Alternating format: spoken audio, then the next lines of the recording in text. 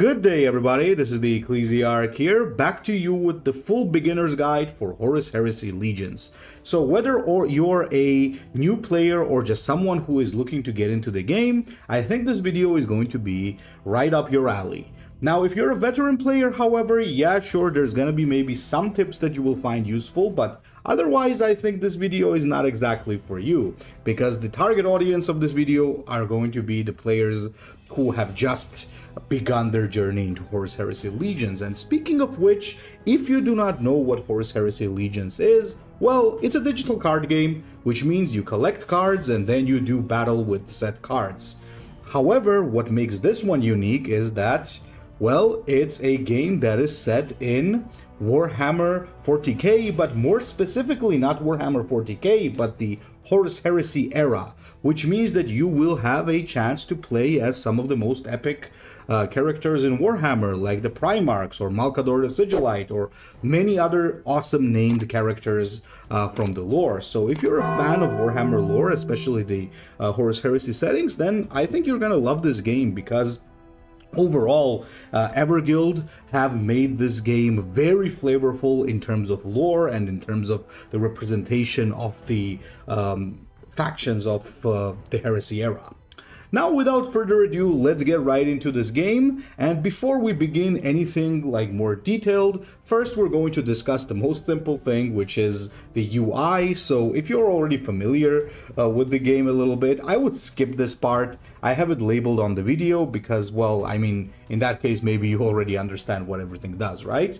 So for those of you who have not played this game yet, once you enter the game, this is kind of the screen that you will be presented with. And by default, you're going to be on the battle tab, which means you're on the tab from which you can enter games and actually play against other players. Now, mostly you can choose ranked or practice. So when you play practice, it means you do not lose or gain any ranked points. I don't think I need to explain like what ranked points are, because basically almost every multiplayer game basically has that. But in case you still don't know, these are the rank points right above here. So you start from 0, obviously, and I believe you start from Calth.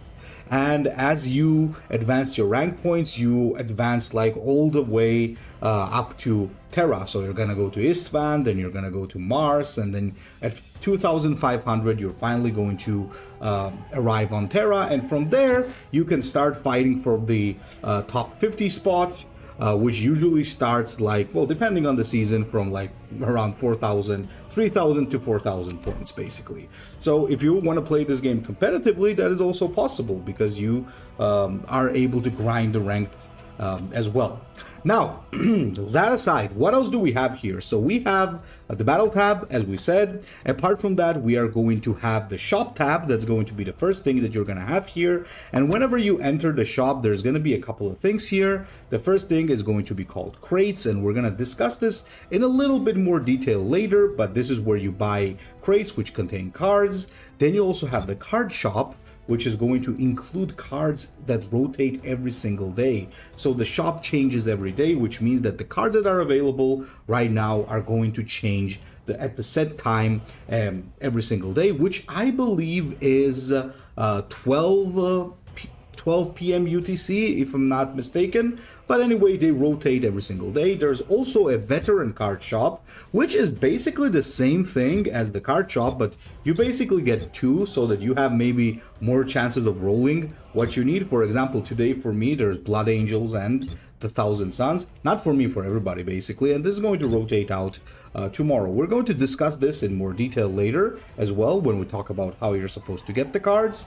Then you also have the cosmetics tab, where you can buy like badges and quotes and stuff, avatars to customize your profile. As you see over here, my little Ahriman icon. And you can also buy card backs and some quotes for your characters, basically. Which again, we're going to discuss in a little bit.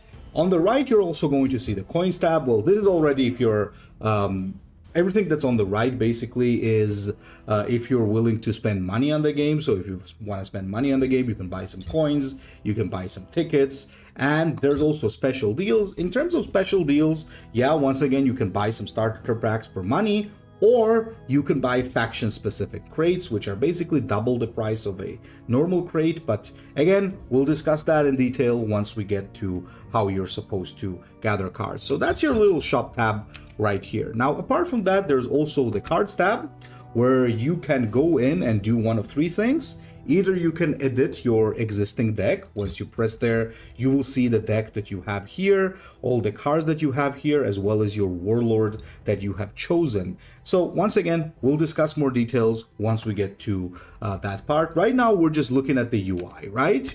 So then you can also go to the change deck tab, where you can choose one of your pre-created decks for different characters that you have chosen, or you can go into collection and check out your whole collection here. Now, once you go into the collection tab, you're going to see that there's going to be a lot of factions displayed. They represent the factions that you are allowed or able to play more like in this game. So we have all the traitor legios like Sons of Horus, World Eaters, Emperor's Children, as well as the Demons of Ruinstorm and the traitor legios of the Titans. We also have the Loyalist Legions, which are Iron Hand, Salamanders, Raven Guard, and all the others basically, as well as Sisters of Silence, Agents of the Sigillite, and Loyalist Legios of Titans. There's also the Unaligned faction, where you can choose Black Shields, or basically Defenders of Caliban, or the Night Houses, where you can play as basically Imperial Knights.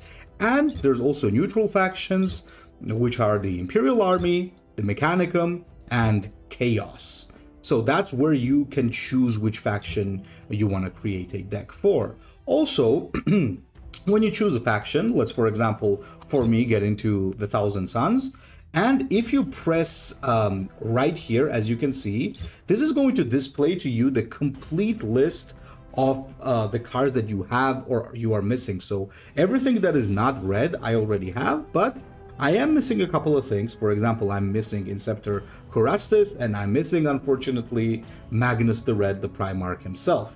Apart from that, you can also do this in order to show the card details, which means that, like, whenever I press this, I can see what each of these cards does. Otherwise, you can just click on the card if you wish as well, and it's going to do the same thing, but you can make it easy by just pressing this. You can also sort the cards by energy cost. So, for example, if I press 1, it's only going to show me some 1 energy cards. Then there's going to be like a button to show 2 energy cards, and so on. So it's like basically very simple right there. Now over here you also have your cards. If you switch this is also going to play the display the cards that you don't have.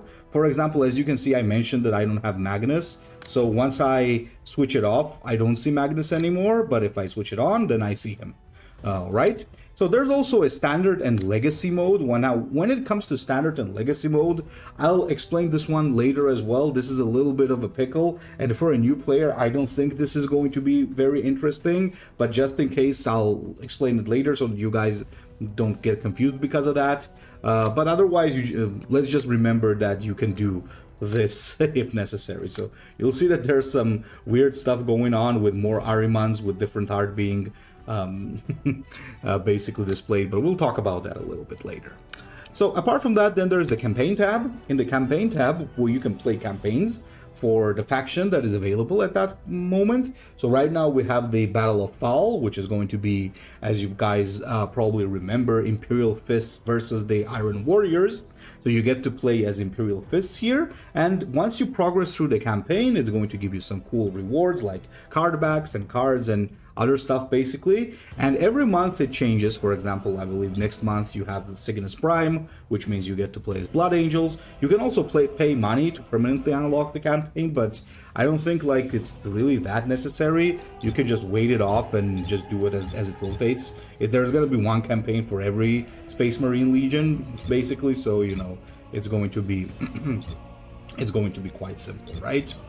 So finally, we have the event tab here. Once you enter the event tab, you are able to play the event, which we will discuss in the event section. I know I'm saying this a lot, guys, but since this at first is just the UI discussion, I don't want to get into too much detail. So this is the event tab where you can just enter the event, which is like, I believe if you played any other digital card game, you will know what this is. This is like draft or event or arena or whatever you want to call it. You guys probably understand where you can create decks that are not based on the cards you own. So more detail on that a little bit later, right? Now, on top of that, we also are going to have this weird rewards tab that is going to be here. Now, that one is a little bit confusing. So let me explain what that is. Every single day you're going to be, I believe it's every single day, you're going to be giving missions. And these missions are going to award you certain points, as you can see. So here, for example, my mission is to play Mechanicum troops. Once I play 30, then I get these points. For example, then there's also, let's say, Trigger Rage, which is going to give me 1,500 points, and so on. So some of them give you more points than others, basically based on how difficult it is to complete sometimes, or how many, let's say, triggers of it you need. For example, if you only need to, let's say, play as a World Eater's Warlord 5 times, it's less points than having to trigger Rage 35 times, right? So it's a little bit different from that. Now, as for the points itself, however, so what this does is, if you go into the rewards tab right here, you're going to see, well, something that always throws people off, and that is the Battle Pass, and I don't blame you for that. However, fortunately, the Battle Pass does have a free pass as well, which is not bad, honestly. Once you enter the Battle Pass, you can choose the faction that you want your rewards for. For example, right now I was collecting the Word Bearers, so I have it on the Word Bearers. I think I'm going to switch it soon, but I first need to try to collect a few more Word Bearers cards. And once you complete the missions, you're advancing on the Battle Pass, and what you're gonna be getting stuff like rare cards and mission tickets and warlords. For example, there's Draeger over here. There's going to be like coins and chests, and like there's gonna be stuff basically that you're gonna be getting all the way up to I believe 100 levels, and on level 100 you are going to be getting a warlord that is Battle Pass specific at that time. Right now we have a World Eater's Warlord, and if you buy the premium one, obviously you get extra really good rewards. And on top of that, what the other bonus that you're going to have is that you're going to be getting the Warlord at level 1 instead of level 100. Now, you might be asking questions like, you have Word Bearers chosen, so why the hell is there like the World Eater's Warlord there, right? Well, the thing is, every month or every season, let's put it like that, the Battle Pass is specific for a faction. So for example, right now we have a World Eater Battle Pass, which means that the Warlords, some cosmetics, as well as like the event Warlord, let's put it like that, Battle Pass Warlord, is going to be from World Eaters. However, you can choose to alter all the other rewards into Word Bearers. Like, for example, if I change it to 1,000 Suns, as you can see, suddenly everything changed to 1,000 Suns, right? So it means even though I'm kind of guaranteed to get a World Eater one, here, and this is an epic warlord, by the way, so definitely not a bad reward for level 5 battle pass. The thing here is that I can alter all the other rewards, which is really going to help me gather my collection for word bearers. It definitely makes life a little bit easier for anybody who's looking to build a collection.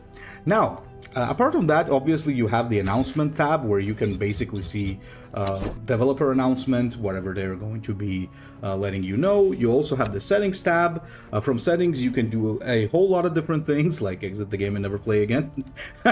Just joking. I love this game. You have the friends tab where you basically have your friend list. You can enter a player's name and add them to your list, or you can challenge your friends by sending them a challenge from here. You can see these two swords. Basically, it's pretty easy, so you just press it and you're going to challenge them to a friendly duel. Now, on top of that, you have the support one here. So once you do that, it's going to take you to the support website from which you can then text support. You have the you also have the similar tab, which is like a friendly bot match. Now, when you play a friendly bot match, you have a couple of things you can do. You can choose the difficulty of a bot and play against it, or you can play against one of your own decks, which is actually really cool, because when you press choose deck, you can actually play against your own created decks, which I think is an awesome thing, because that's really great to test out what it's like playing against your own deck. So it's pretty cool. In the battle log section, you can see you can basically see your games.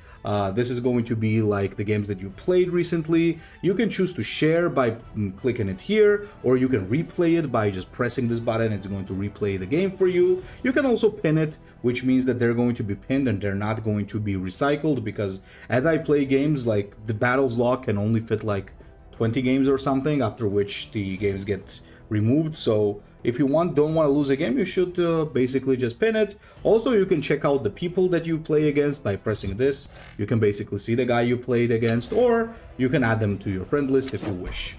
And finally, we have the settings tab here again, from which you can alter some stuff like enabling or disabling bots, like tips, having full screen, having like effects on, then the language, and then the account tab. What you can basically do is you can just switch to a different account. So that's basically what it is, right? And you can also redeem codes if you have some special codes. There's gonna be some special codes from time to time, and you definitely need to pay it, like keep an eye out for that.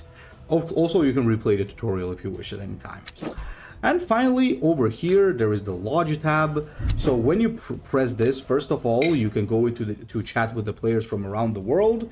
Here you can go to see all the friendly players of Horus Heresy Legions swearing at each other on like 6 different languages. Or you can go into your chat and chat with your lodge members. If you are a part of a lodge. Now, if you're not a part of a lodge, you will be able to find one when you go on the Lodge tab, and you can basically ask for access, but I would recommend not doing that. Instead, just get on Discord and find a lodge that is suitable for you. I'll talk a little bit more about that at the end of the video, so do check that part out if you're interested. And of course, then there's also the mentoring system. Now, mentoring system, you're not interested in offering anybody mentorship if they're just, let's say, if you're a new player. But if you have a friend who's already playing, make them offer you mentorship. There's going to be a couple of milestones that you have to complete, and then you graduate. And until you graduate, your mentor can basically gift you some stuff like, I believe, gems or gold, and I think it's gems, not gold, which is going to be really useful. Speaking of which, over here you see that we have the tickets, coins, and gems, which are our 3 main resources of the game, which we will talk about in a little bit later. Well, here's the special deals tab. Like, there's always going to be a special deal, whatever, if you're interested in buying, like spending money to buy something in the game. And finally, here you have your little profile. If you click on this, you can change your card back and stuff. You can see like your past season stuff. You can see your ratings, whatever, yada yada. You can change your card back. You can change your avatar. So there's a lot of things that basically you can change, like add it to your avatars, card backs, badges, war cries, whatever, basically. So right now, as you can see, I got an Ahriman here, and I got also the red hand, basically, that you see on Lotara Sari's uniform. So yeah, some cool stuff right there. Okay, so I believe that finishes off the UI section. I hope this was useful for you if you have never played this game. But now let's get into the actual game and let's discuss what this game is all about, okay? So, in order to play Horus Heresy Legions, the first thing that you need to understand that whichever army that you choose to play is going to have certain limitations. So let's get into actually the collection and let's start talking about that. So I've already mentioned that we have many different playable factions in this game, and most of those include the Space Marine Legions, be they traitor or loyalist. And all of these legions, of course, include their own Primarchs, right? For example, Mortarion for Death Guard, Perturabo for Iron Warriors, and so on. But apart from that, you're also gonna have many different characters. Like, for example, in my Sons of Horus, I'm allowed to play Horus Lupercal, Horus Aximand, Ashur-Hadon, Hela Saikar, Ezekiel Abaddon, as well as Tybalt Mar. Now, some factions, I believe, have even more warlords than that. For example, I don't remember like which one has the most warlords currently, but I do remember that some factions actually have even more warlords than I showed you in Sons of Horus. I may be wrong, obviously, but yeah, on average, you're at least going to have 5 playable characters per faction. And whenever you choose a faction, you need to choose a warlord. So warlords are going to be these characters that are going to be displayed first in every collection. And you need to choose a warlord to lead your faction. Otherwise, you cannot play the game. So first, you need to choose a faction that you want to play, and then you need to choose a warlord. So let's actually take a look at how that happens. So I go into the cards tab. I then go into my collection tab, sorry, not collection tab, change deck tab, and here you're going to see a big plus sign, right? When you click the plus sign, you are then prompted to choose a warlord who's going to lead your army. So you're going to basically go to your chosen legion, basically, that you have your characters available for, and you're going to start building a deck. Now, once you start the game, I believe the only 2 warlords that are going to be available to you are going to be Horus Aximand. I think this is the warlord that is going to be available for you, as well as Cambadias for Imperial Fist. So, for example, let's say I choose Horus Aximand, right? Little Horus. So I click select, and now I can start building my deck. Now, every warlord is unique. Now, they're unique in a way that they have different stats and they have different abilities. For example, when you take a look at every single one of these warlords, they have 2 things. There's the red stat and there's the green stat. The green one is going to represent health, while the red one is going to represent their attack. So Horus Heresy Legions is by its nature a very aggro-based game, because in this game, for example, unlike Hearthstone, warlords can actually attack and they can also retaliate, which means that whenever they're attacked, they deal damage back to whatever attacks them. So for example, if you take a look at Horus Aximand, he only has 30 health. Horus, on the other hand, Horus Lupercal, is going to have 40, but that doesn't automatically mean that one warlord is by default better than the other, because they come with different things as well. When you play with Horus Aximand, what you will see is that he has a battle honor to draw a card, which means does something after attacking and killing an enemy.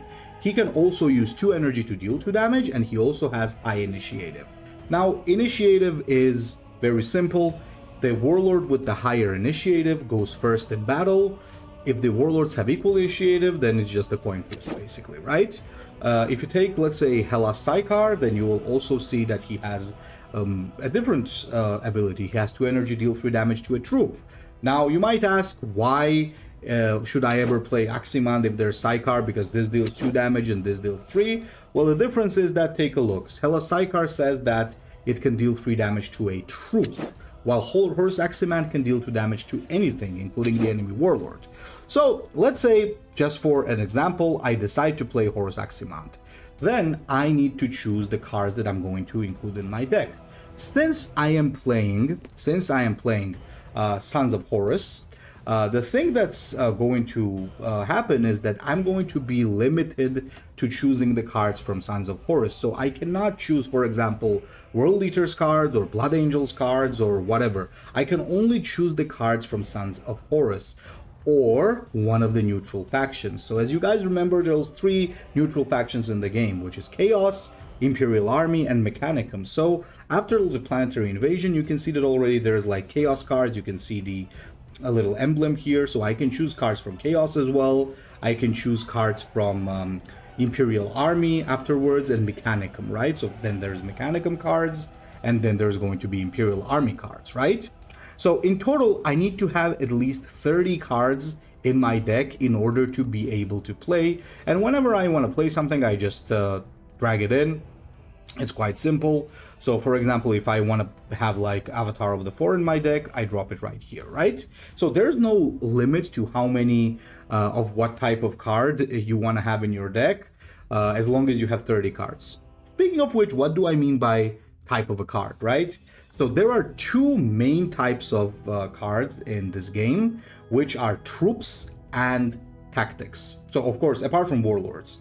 So you can easily guess which is a troop and a tactic by a simple thing. Troops have stats, just like the warlords. Their stats are just way lower, of course, like compared to the warlord. Legionary Yegathon has like very low stats, right? And the things that do not have stats are tactics. So what's the difference? The difference is that whenever I play a troop, it sticks on the board and it can do whatever it does as long as nobody kills it. Tactics, however, are a one-time use. For example, if I use Furious Shooting, I just waste 2 energy, not waste, but spend 2 energy to deal 3 damage to whatever I want. While if I play, for example, the Ajax squad, it's going to stick around on the board and do whatever I need it to do as long as it's not killed, right? Now, there's many different subtypes of units. For example, the Ajax squad is going to be an Astartes. The Chthonian Wolf is obviously going to be a vehicle. Then there's, of course, like different types of cards, like Chthonian Storm Section is going to be an infantry. And then there's like the Blue Horrors of Tzeentch that are demons. So there's many different types of, like, subtypes of troops in the game, but the main 2 types are basically going to be what? They're going to be troops and tactics, okay? Then there's also the issue of the rarity of the cards. So if you take a look, all of these cards have like different borders. If the card has a gray border, it's considered to be a common card. If the card has a green border, it's considered to be a rare one. The orange border is considered to be an epic, and the golden border is considered to be a legendary.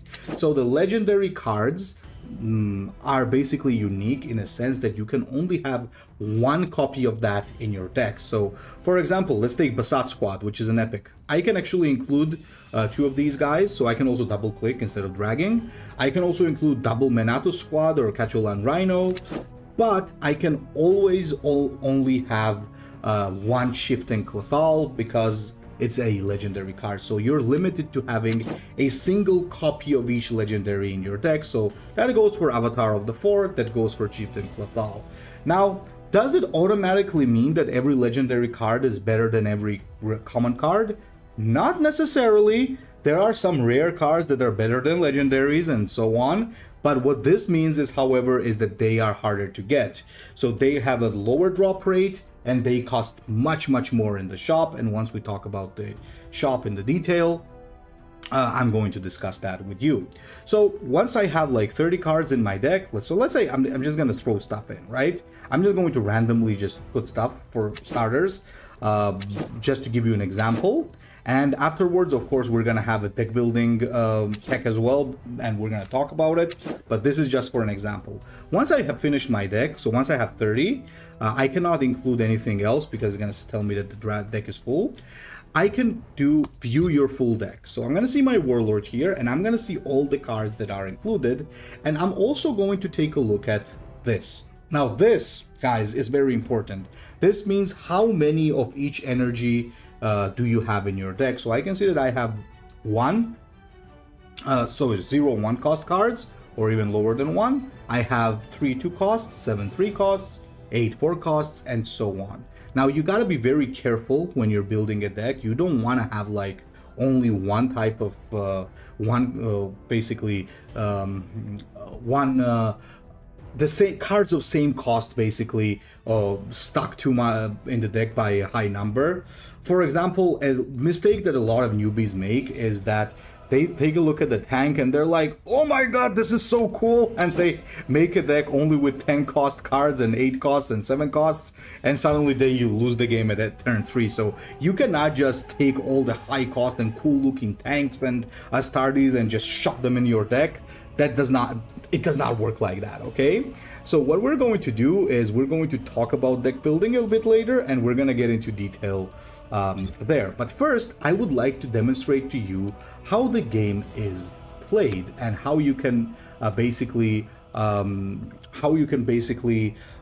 see some unit abilities and what basically you can do in the game. So what I'm going to do here is I'm going to choose Argel Tal in my change deck part. So as I said in the UI, you can change your deck by that. I just click Argel Tal, I click escape on my keyboard, and now I have Argel Tal selected. You can see that Hatormat was replaced by Argel Tal here, and then I just am going to click battle. I'm going to find an opponent, and I'm going to discuss the details of how the game is played as we play. So in advance, a big sorry to my opponent. I'm going to drag out the turns a little bit because I need to explain stuff. So as soon as the game starts, you're going to be given a couple of cards which you can mulligan, which means you can just choose to throw them away if you think that they're not the best thing to have in your hand. Now, ideally, what you want is you want to have low-cost cards in your hand. For example, now that I take a look, I have like a lot of low-cost things, but I don't want 2 copies of Breach the Veil, so I'm going to replace 1, and then I'm going to click this. And okay, it was replaced by Master of Faith, which is not perfect because it's 7 cost, but it is what it is. So there's my opponent, there's me, Argyle, and basically whoever loses their HP first and gets to 0 is going to lose the game. Now with Argyle, I can do 3 things. Either I attack him, I can use my ability, or I can end the turn. In this case, I don't want to do anything on turn 1, and I misclicked right there on a tactic. Sorry about that. By what I was saying is I don't want to play the Gale Sky Hunters turn 1 because Gale Sky Hunters is a flank unit. What a flank unit means is that they can attack instantly that you play them. Units normally cannot do that. When you play a unit, it has to wait a turn to be able to do something. But something that has flank is able to attack instantly as you put them into play. As you saw there, I also chose to attack with Argyle. Reason for that being that I think that Argyle is an aggressive warlord with which you should be always attacking whenever you have the chance. So here, I can choose Argyle. I can either attack him face or I can just destroy his troop. And which case, like, I mostly prioritize destroying troops because you never want your enemy to have something on the board and you yourself to not have something on the board because that usually means that you are starting to lose. Argyle also has some cool abilities. As you can see, he has a high initiative, he can deal 3 damage for 2 cost to the enemy warlord, and he is also unstoppable, meaning that he can fly over vanguard units, which means that he can fly over any obstacles, so he is not limited to just he's not limited to being forced to attack frontline units. Frontline units are units that protect the warlord.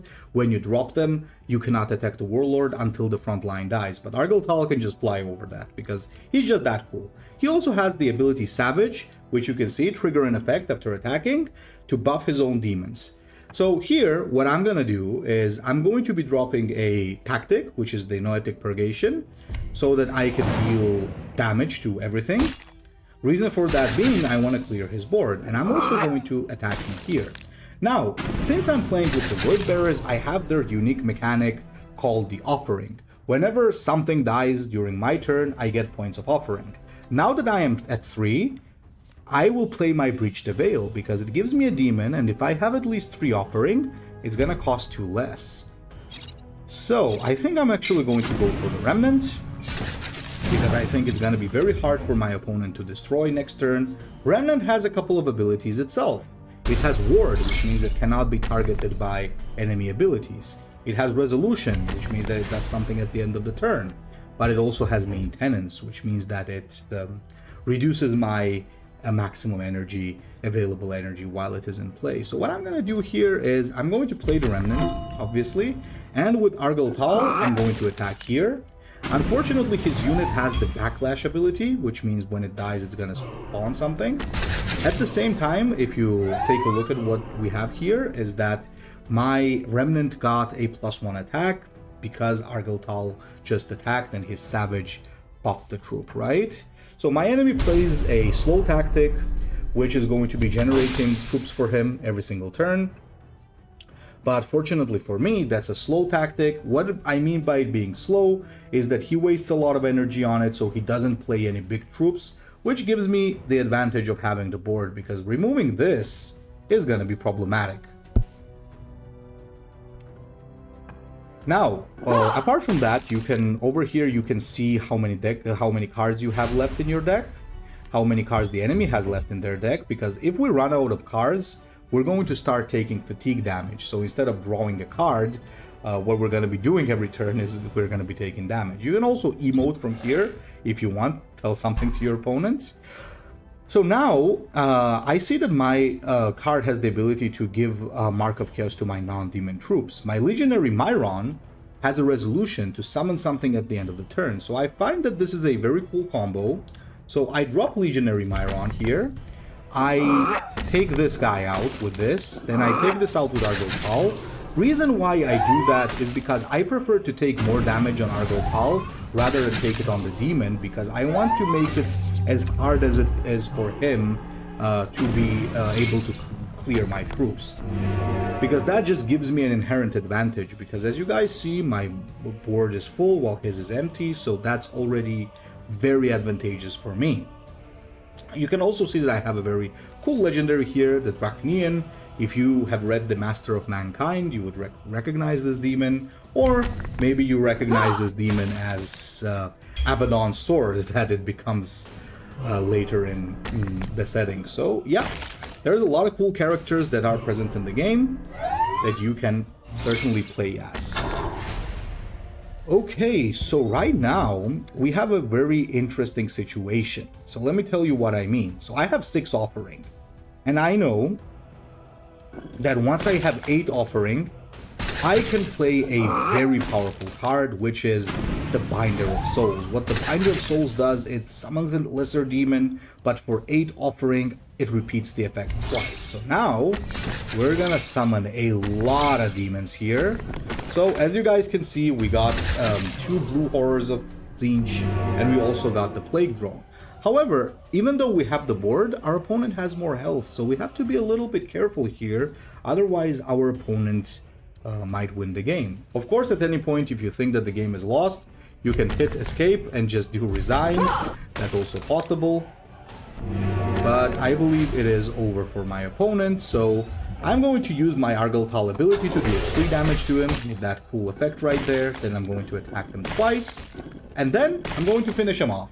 And that's how the game ends. After that, you go to the victory screen, you see how much points you gain if you played ranked, how much your opponent lost, casualties, tactics that you used, damage dealt, experience gained, as well as a little bit of gold that you get once you finish up. Now, as you can see, I leveled up. Whenever you level up, you get a reward crate, which is going to give you some cool stuff like gold and different cards. And also you can get some quotes and stuff like that.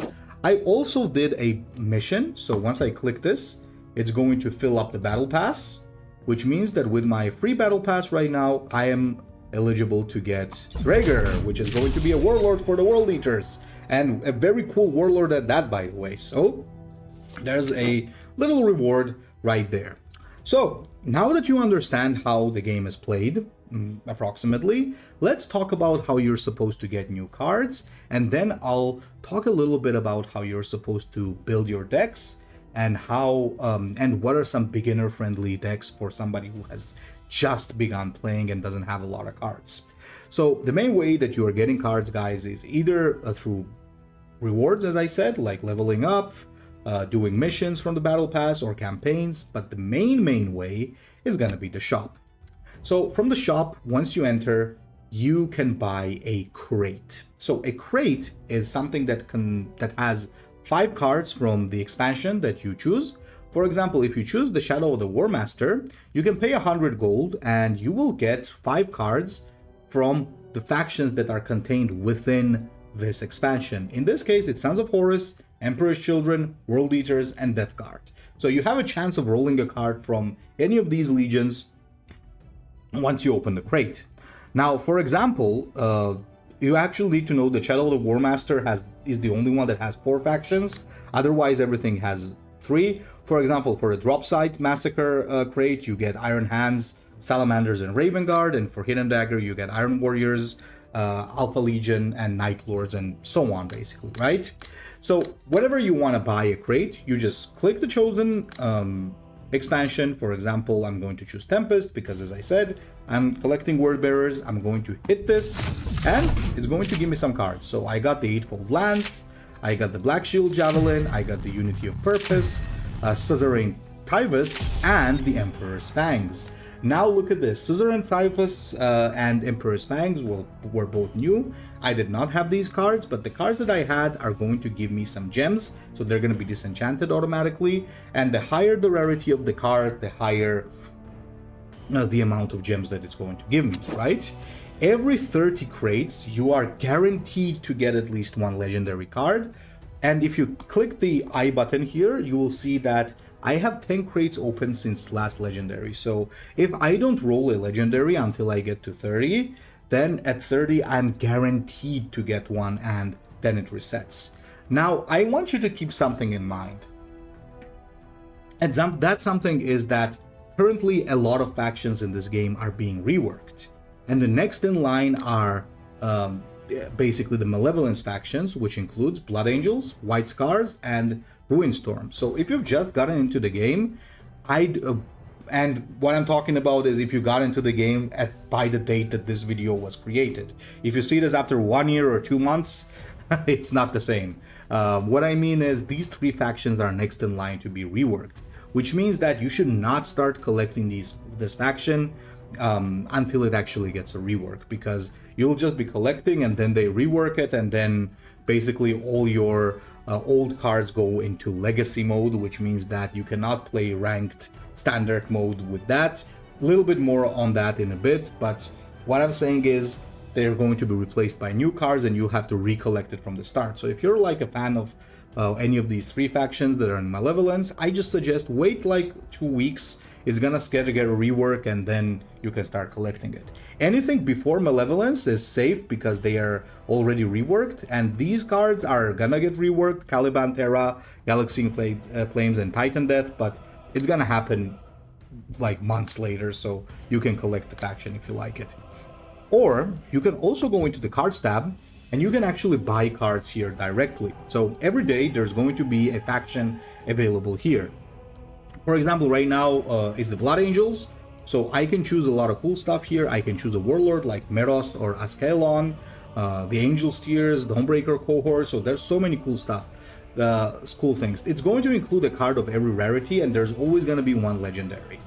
There's also a Veteran Shop, which is going to be another shop, basically, which is going to be the same thing, but you are not going to have access to the Veteran Shop until you have played the game for 1 week. So after consecutively logging into the game for 7 days straight, you become a veteran and you are eligible to get your Veteran Shop. Now keep in mind that you have to log in every single day. Just logging in and logging out also works, by the way, so it's not like it's forcing you to play. Otherwise you lose the veteran status and you have to wait another week, or you have to buy a battle pass. If you buy a battle pass, it automatically gives you veteran status, but I don't think you really need to do that, because you can just play for 7 days and you just get it. Now, if you want to buy a card, keep in mind that the cost is very different. So if you want to buy a common card, it's 20 gems. For rare cards, it's 100 gems. For epics, it's 400, and for legendaries, it's 1,600. So currently I have 1,124 gems because I just bought Motep Asrak. So if I wanted to get a legendary, I wouldn't be able to get it because, well, I don't have any gems. And you already saw how you get gems. You get gems by getting cards that you already have, and they get disenchantment. So if you ever get a duplicate of a legendary, it's going to give you like 400 gems, which means that slowly you're going to build up your gem pool, which you can then use to buy cards from here. As I said, there's also a special deal where you can buy faction specific crates for 200 gold. So you get cards from that specific faction. Like if you buy Blood Angel crates, you're guaranteed to get at least 3 cards of the Blood Angels, but it's double the cost. So I don't know if it's really worth it. I, for one, always choose to just go for the normal type of crate and just gather the factions that are in that specific crate, and when I'm finished, I move to a new one. So I suggest just choose your favorite faction and just start collecting that. One of the biggest mistakes that honestly you can do in this game, I think, is not focus on a single faction and just go and start collecting every faction. So I think that kind of does not work. I think that it's a little bit inconsistent. I mean, if you still find it fun, sure, but I would suggest just focus on one faction, and once you gather it, then go on the next one. You will be able to try out the factions anyway, either in campaigns or in the event. So as I said, we will talk about the event in a little bit. Now, let's talk about actually building decks. Okay, guys, so now let's talk about building your deck, right? So, the two warlords, as I mentioned, that you are going to be getting is Horus Aximand, and Cambadias. So, for today, I'm going to actually be building a Horus Aximand. So once I have him selected, what I need to do is I need to consider a couple of things. And the first thing I need to consider is, what does my warlord do? What is the purpose of my warlord? What is he good at? What is he bad at, right? So first thing that you will notice, however, is that the guy has 30 HP. Now that is very low. That means that this guy is not meant to play the long game. He's not meant to just sit there and play for late game and stay out for control. He has low HP. What he's meant for is to most probably finish the games very quickly. And his ability reflects on that. He has high initiative, so he will very commonly go first. He does 2 damage for 2 energy, and with Battle Honor, he draws a card, meaning that he can constantly have a flow of resources into his hand.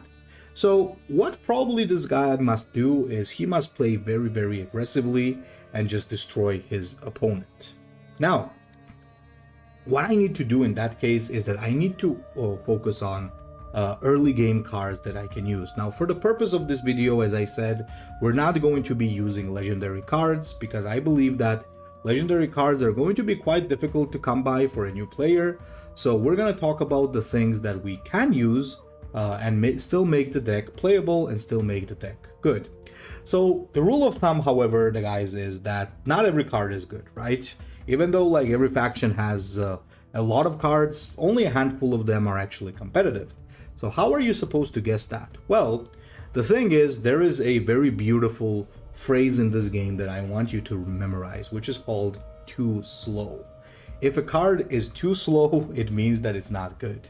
What does that mean? It means that if I have to play a card and it gives me no value instantly, or it doesn't have like stats that are much higher than its cost, generally it means that it's not a great card. So what do I mean by that? For example, if I take Legionary Her. So Legionary Her is a 2 energy, 3 attack, 2 health. The rule of thumb is that you mostly want to have your troops have more health than their energy cost. So on paper, Legionary Her would be a very bad card. However, he comes with a very interesting thing, which is Flank. Now, Flank means that it can act the turn it goes into play. So what is this card? This card is fast. It's not slow. That means I'm going to include 2 of these boys instantly. So mostly that is the mindset that you're going to be going for. So for example, you have Legionary Yictadon, which has higher health than its cost and has Spear Tip to deal 1 damage, does something when it's first card played from hand. On paper, this is a pretty okay card. The only problem is that there's another rule of thumb that I want you to remember. Always aim for cards that have more than 2 health. Reason for that being, most warlords have 2 attack, right? So anything that can just be instantly destroyed by the enemy warlord is generally not a good card, right? Unless it comes with a different ability that is like very, very good. So the next thing that I'm gonna go for sure is Furious Shooting. Furious Shooting is 2 energy, deal 3 damage. For tactics, the rule of thumb is if it's higher damage than its energy cost, it's usually an okay tactic. So I'm gonna include double Furious Shooting. And the reason why Furious Shooting is also pretty good on Horus Aximand is that we said we're going to be playing aggressive, which means that I want something that deals a lot of damage.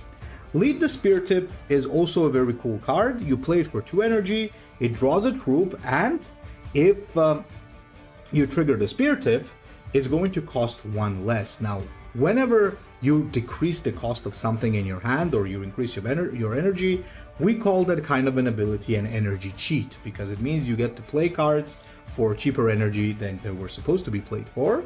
So that means that you are doing that and basically cheating the game by lowering your energy costs. So anything that does that is usually a good card. So you want to include 2 of these in your deck. they're going to be quite useful. As for Ajax Squad is not good, even though it has like, not bad, I mean, even though it has like 2 health, and it can instantly be removed by the enemy warlord, it also has drop pods. So what it says is, it absorbs damage done to this unit until your next turn, or the turn that it is destroyed. So this means that this unit arrives in a drop pod. Drop pods have 2 health, which means that effectively Ajax Squad has 4 health on turn 1, and then once like the drop pod just arrives, then he exits the drop pod and basically then he attacks with normal 2 health. I still think that there are better cards in our deck than Ajax Squad, but this is not as bad as Yigathon Squad, for example. Now, another card that I really do like is Ezreal Support compared to Cachulan Rhino. So both of them have the identical stats, but what's the difference? So Cachulan Rhino is a 3 energy 3/3 card, and for 4 energy it can put in play an Asmodeus Squad. Now technically speaking, this is not too bad. However, it does break the rule of thumb. It doesn't do anything once it comes into play, and it only has 3 health with 3 energy cost, so it's not that good. Ezreal Support is the same thing, however, it comes with a drop pod. So once again, it's more durable. It effectively has 5 health on turn 1, so it's more survival, it has higher survivability. So I'm going to include double Ezreal Support instead of double Cachulan Rhino in this case. We also have Menatus and Basat squads. I'm not going to include Basat squad, but Menatus squad is like a very good card because it has 2 energy, 3 health, and drop pod on top of that. And when your opponent plays a card, deal 1 damage to the enemy warlord. So this is insanely good. Now this is an epic card. You're not gonna have this on day 1, but it should not be difficult to get this. So I'm going to include 2 of these. But as a compromise, I have not include Basat squad, which is also pretty good. So let's just include Menatus squad because it's one of the better cards for sure. Here we have one of the cards that's never played, which is Odira's Tactical Squad. Now, it does have higher health than its cost, but it doesn't do anything. It has literally 0 abilities. So you usually want to avoid that kind of a card that has no abilities. If a card has no abilities, the rule is that it needs to have very good stats. Like, if this was a 3 energy 4/4, sure, but it's a 3 energy 2/3, it has lower attack than its cost, while also possessing no abilities, so not something that I would ever consider including in my deck. However, if you take a look at this, we got the Asmodeus squad. Now, Asmodeus squad is basically like our Legionary Her, because it has flank. It has, however, higher stats, obviously, because it has like higher cost, but it also comes with a battle honor, which gives him a mark of chaos. You can always read what is the ability to the right. So battle honor does something after killing an enemy, right? But it has to survive while doing that. So if it just trades, it's not going to trigger. And it's going to get a mark of chaos. So mark of chaos can be 1 of 4. So it's either a Tzeentchian mark, a Nurgle one, a Slanesh one, or a Khorne one. And if you get 4 of those, well, you turn into a greater demon. So we're going to talk about that in a little bit if we get a chance to do that. So I'm going to include double Asmodeus squad. Here you actually have a choice of some pretty cool stuff. There's Sergeant Kalim, which is spear tip, deal 2 damage. So it has low health, obviously, like 2 health is bad, but the spear tip to deal 2 damage while also having 4 attack is huge. Now you might think like, why is this playable while Legionary Yggdrasil kind of does the same thing? Well, the problem is, when the enemy attacks this, he only takes 1 damage. When the enemy attacks this, they're forced to take 4 damage. So this one's much more huge than that one while also dealing 2 damage. And that's a lot of damage that basically ranks up. So I'm going to throw 2 of these in my deck.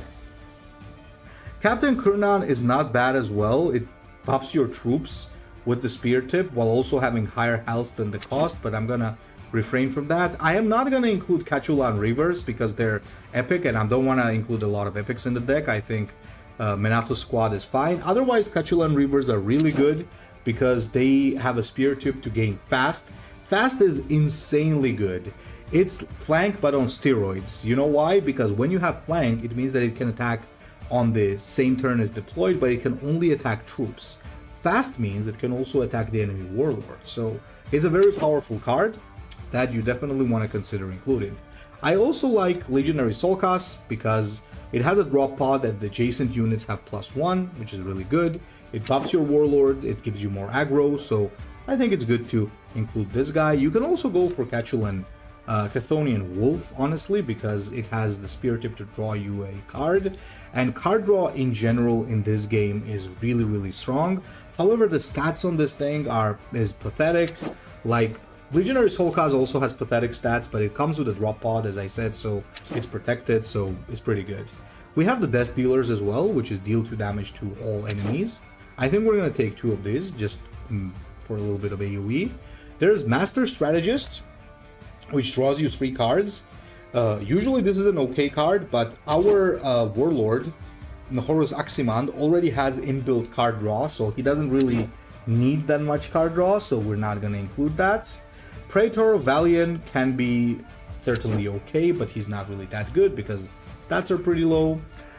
I would say the next thing that you really need there is the Conquering Host, because what it does is it drops 3 Ajax squads that come in drop pods. So this is a very good board control tactic, so you want to include that.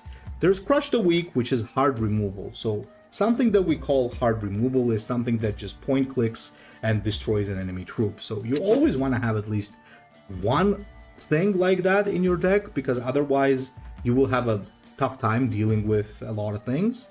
Haxor Squad is another very good one, because even though the stats are just okay, it does have a spear tip to gain Mark of Chaos, and Marks of Chaos offer increased stats, and that's what we're looking for.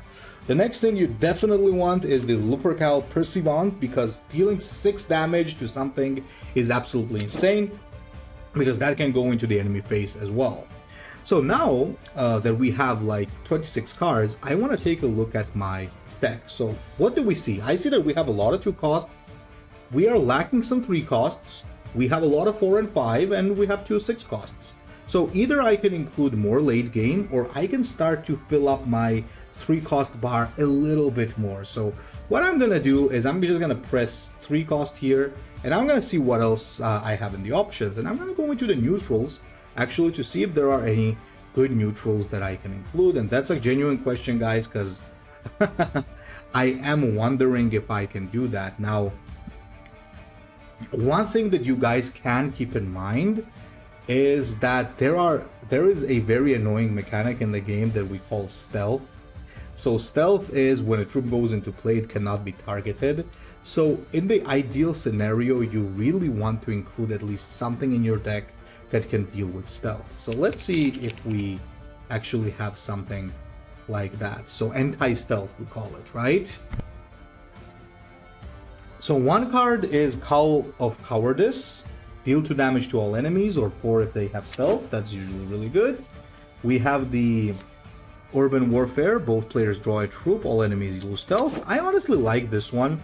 I include 2 of this a lot of times in my deck because I just think that it's really good to be able to draw cards plus remove stealth. Even though it gives a card to the enemy as well, I think it's pretty good. And now that I did that, I also have a 1 cost in my deck, which I think is really good. But I'm still missing the 3 costs. So I have the anti-stealth. What do I do for 3 costs? Normally you would have Clathal and Basat, but since we don't have that, maybe. Oh, I'm kind of stuck here, boys. I'm kind of stuck. We could go for a Wasp Fighter, which is jam and stun a random enemy, which is okay, but I guess there's nothing really that good that we can include. So instead, we're gonna go for some late game. So do we have any good late game cards as Sons of Horus? I'm wondering. You gotta be very careful with the late game cards, guys. Once you pass like Energy 5, unless something can instantly give you value, it's considered not good. So we could go for 1 Hope Send Kratos tank, which instantly deals 4 damage with Ordnance 3, which means that it does extra to vehicles. That's not bad. I think what I'm gonna do here is I'm gonna go for Hope Send, 1 copy, and 1 copy of Onosia's Contemptor Dreadnought, which has lower health, but it does stun a target. So now my deck looks like this. So let's remember a couple of rules of thumb when creating your deck, okay? You want to have a lot of early game stuff. You don't want to be bloated too much on the 6 and 7 side. You always want to have at least some stuff for 2 and 3 because it's extremely important. You want to have at least one type of anti-stealth and one type of hard removal, which we have, like through Crush the Weak and Urban Warfare. And yeah, your deck must be built around your Warlord, because, for example, let me give you a good example. If I were playing not this, and if I were playing, let's say, Hellas Psychar, my deck would be different, because Hellas Psychar's ability is that he has more health, he can give Marks of Chaos, and he can deal high damage to troops. That screams survivability. That means that Hellas Psychar is more of a board control Warlord that can play for late game. Unlike, for example, Horus Aximand, who has to play aggressive because he has low health and really doesn't have a lot of board control. So, without further ado, guys, now let's actually go and... Oh, there's my free crate. Okay, nice. Let's go and play some practice matches. So, I'm going to play practice matches with this because going into ranked with a very beginner deck on Terra is not a great idea, mostly because people on Terra already have most of the cards in the game. You, of course, when you start, you can play ranked because you're going to be matched against beginners mostly, but for me right now to play ranked with this would be kind of a bad showcase because you would mostly be matched against people playing very powerful decks. So without further ado, let's see what we can do with this little Horus. Units with Relentless always trigger their effect at the...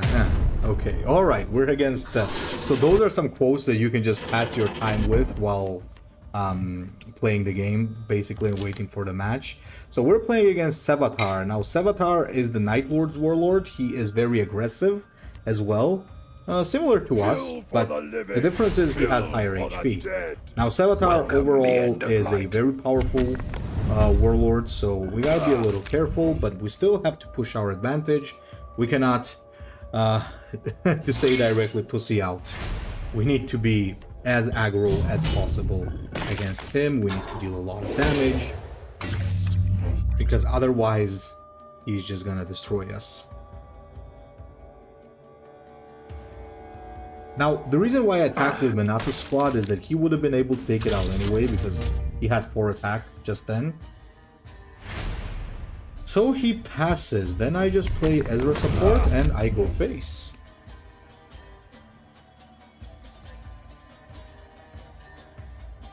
So this is already good, guys, because he's at 25 HP, even though he started with more HP. And in an aggro matchup like this, like when both players are playing an aggressive thing, this is pretty good. So here I got an Urban Warfare, which is anti-stealth. So what I think I'm gonna do is I'm actually gonna do the Urban Warfare. This is interesting. I'm gonna drop an Israel support. I'm gonna trade one of these. Okay, and he gave up. Oh, that was pretty good. That was pretty good. So Sevatar was not able to contain our onslaught. Super. Let's go for this next game. Today I played a couple of games as Aximand, by the way, guys, though they weren't very successful because I played against Shapura. I think that's one of the harder matchups for Aximand, especially with the beginner deck, so it's... Oh, we're up against Lorgar. Now, Lorgar is one of the stronger ones, so it's pretty difficult to deal with him.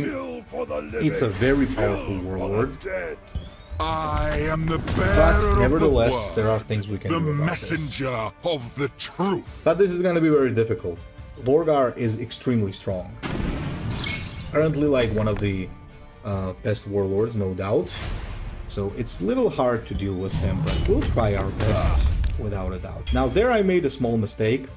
You should always first draw yourself a card and then do an action.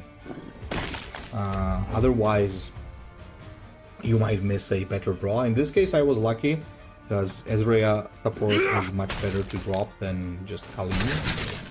Pretty good. Oh, he plays Sacrificial Pawn. So he's going to be playing a mission deck. So mission decks are pretty strong. So we're going to drop this bad boy here, and we're going to start bashing Lorgar's face, because I need to finish the game as soon as I can. Otherwise, Lorgar just wins because he has a stronger late game. It's gonna be hard, guys. Lorgar, as I said, is extremely powerful right now, but that doesn't mean that we are automatically losing. Even if we're playing a beginner warlord with no legendaries, there's always a chance. There's always a chance. Ooh, he's just doing a card draw here. He's choosing not to deal with my board, which is actually pretty interesting for me, honestly, because normally you would expect him to. Normally you would expect him to try to deal with it. Anyway, if he doesn't want to deal with it, he doesn't want to deal with it. In that case, I just go face, I attack. Like, no reason not to attack here. We need to take him down, like, as soon as possible. There's no waiting here. As much aggro as we can, just everything unloading on him. Because the game has to just finish. Otherwise, it's hard. Ooh. Ooh, that's not too good.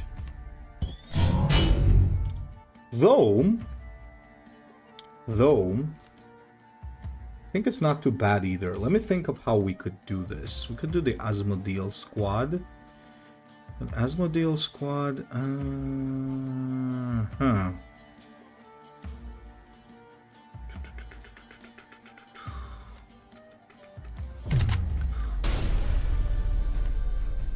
Ooh, that's pretty good for next turn.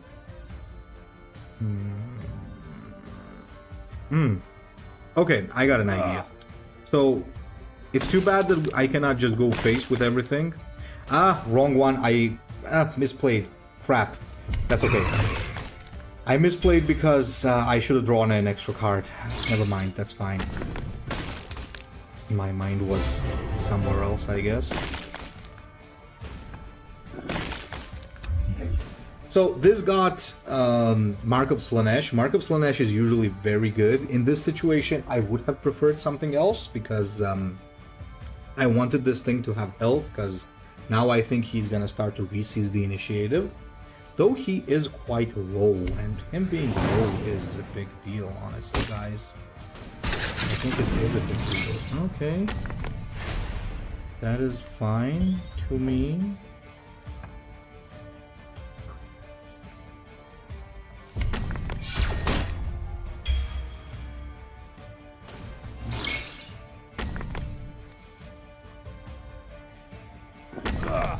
Draw a card.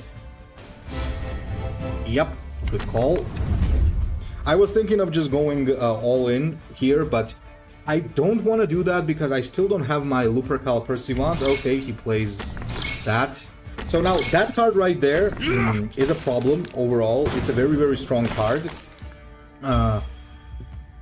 It's like one of those cards, if you guys know what I mean, that needs tuning currently. I think it's a little bit too strong for what it does, but either way, we're not gonna stop our onslaught. We're just gonna keep going face, we're gonna keep attacking him, and we're gonna see what we can do about what he does. I do need my Lupercal Perseverance, though. This is not gonna work this way, so I'm gonna try. I'm still gonna try to attack him as much as I can, hopefully being able to bring him down to a lethal level. He's very low right now, which is really good, but I'm running out of time. As soon as he completes his mission, and he has like 3 more ticks left, I'm gonna be out of time.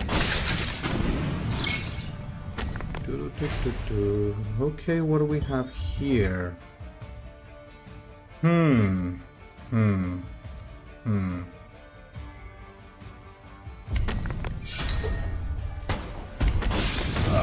Okay. Okay, that's really good. Furious Shooting is really good. I need that. I need that right now. This is a scary game. Hope he doesn't have another one of those Keeper of Faith or Master of Faith. It's gonna be very hard to deal with it. It's gonna be very hard. Oh my god, you wouldn't dare. come on. No, no, no, no, no. Come on. I saw that coming a mile away, guys.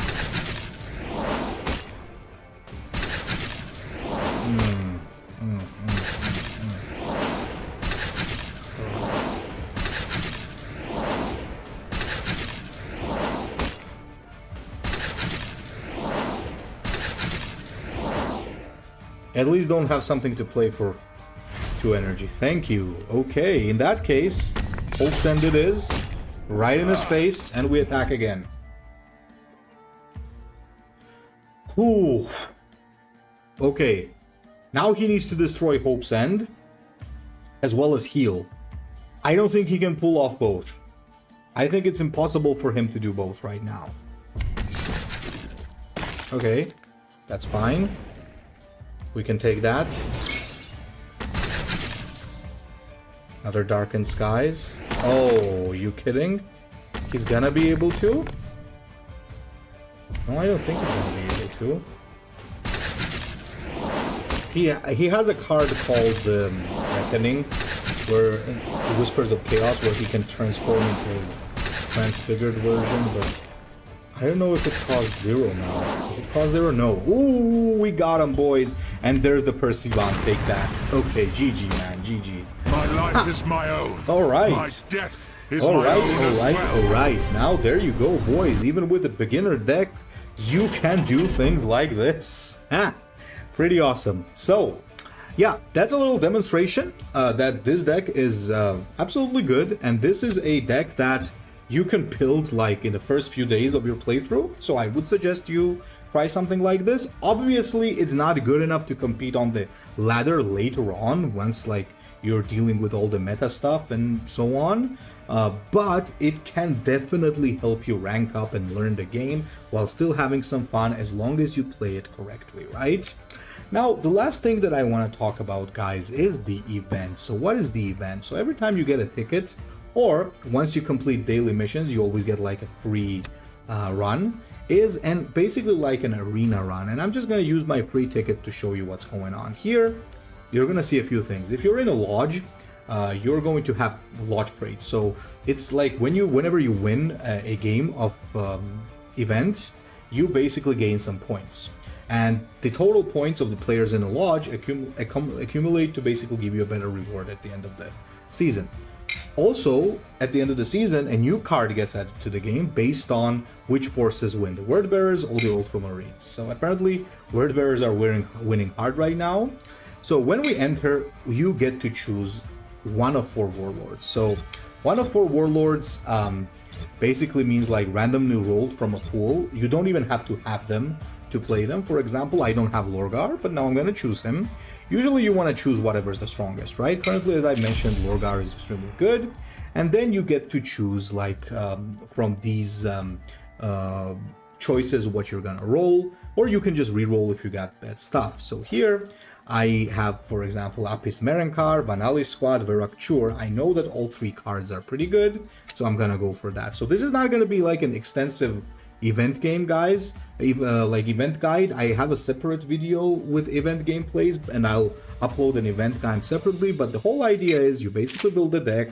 You want to aim for the best cards that you can get. For example, here I don't like my card, so I'm going to re-roll and see what I get. I think this is pretty okay, but I still don't like it. Gonna re-roll again, and every time you re-roll it costs more gems, so you cannot just spam it to your heart's content. I like this one, so I'm gonna go for this. As I said, I'm not gonna be explaining much about how you're supposed to build your event decks. I'm just quickly gonna build a good deck for myself here, just to show you a few things. Definitely going for this. Let me just do a few things here. I guess this is the best one. Let me just quickly do this, guys. I'll go for this. Then this. Ooh. I'll go for this. And finally this. Okay. So now that my event deck is ready, I'll see what's going on here. I can check my deck. In the event, by the way, it's possible to have more than 2 copies of something and multiple copies of legendaries, so it breaks the rules of the game, basically. Always make sure to have your bots on for the event, because what basically this is, you go and play against other players, and if you need to win 12 times to get the highest possible reward possible. So you start with a common crate. At 4 wins it's green, at 8 wins it's red, and it's golden. It's at 12 wins it's golden, which means that you are going to probably get a legendary out of it, unless you're like unlucky. But you have only 3 lives, so once you lose 3 times, you basically are out. And you have to have the bots on, because if you play against the bots, it's basically a free win, so you never want to miss out on a free win. Also, if you're not using a free ticket, it's also possible to pay 10 tickets instead of 3, which means that if you win, not if you win, but you get 10 crates instead of 1. So imagine if you get 12 wins with 10 tickets, that's like 10 golden crates, which usually means multiple legendaries and a lot of cool cards. So, and a lot of gems for your collection. So learning to play the event very, very well is an important part of Horus Heresy Legions economy, because one of the hard things about this game is that it's not very beginner friendly when it comes to its economy. But after that, what you will need to understand is that if you want to get a collection quickly, despite that, you have to play the event well. So an event guide requires a separate video exactly because of that, because it's gonna take quite a while. But until then, I do suggest watching the event gameplay of different content creators. I have some as well, and you really check it out, and you can learn a little bit more from that. Now guys, as the last thing, I want to mention a little bit about the lodges. So as I said, you really need to have a lodge if you really want to get like better at this game and get better progress, mostly because lodge mates are going to help you learn the game better, are going to share their knowledge with you, you're going to get better rewards at the end of the month with your lodge mates, and overall it's way more fun when you have a community, right? So I would not suggest just going into a random lodge. Instead, you should hop onto Discord and look for lodges that are beginner friendly and are recruiting new players. Now, one of the lodges like that is actually a lodge that has commissioned this video. They have requested this newbie guide to begin with. So the reason I made this guide is because it was a request at first. And they wanted me to do this because they are pretty beginner friendly and they really want to recruit some new players into their player base. So this, again, the lodge that I'm talking about is the Unremembered Empire. You can certainly look them up on the official Horus Heresy Legions Discord, or you can look up the official one of the official lodge masters that actually commissioned this video in the first place. I think that if you're looking for a lodge, that is one of the best things that you can do. Either you can follow my shout out and just get in touch with the lodge masters of the Unremembered Empire, or you can also just go onto Discord in the lodges section and look for a different lodge if you wish. It's honestly up to you, but I think that if you want to have fast progress in this game and if you want to have a better time, you really need to get a lodge. And as I mentioned, since this was requested specifically by the Unremembered Empire, that means that they are pretty beginner friendly, right? Because they are looking for new players to add to their pool of members, as well as maybe they want more players to start playing this game. Now, if you're also, as a last thing, if you are also a fan of the sister game of Horus Heresy Legions, which is Warforged, I'll have a full newbie guide out for that as well in the coming weeks. So thank you very much for watching. I hope this was helpful to you. Leave a comment if you dislike something, and if you want me to do better, leave a constructive criticism, and I will of course take that into consideration. Thank you very much, and you have a great day, guys. Ecclesiarch out.